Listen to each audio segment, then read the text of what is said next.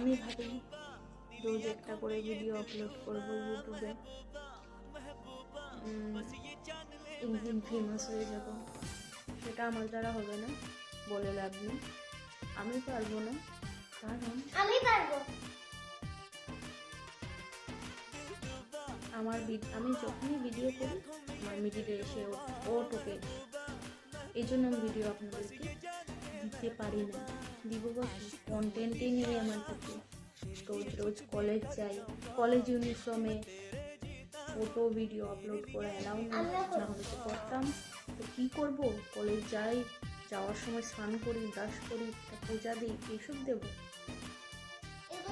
লাইফটা যারা বলে না কলেজ লাইফে এনজয় করা যায়, এটা বেকার কথা।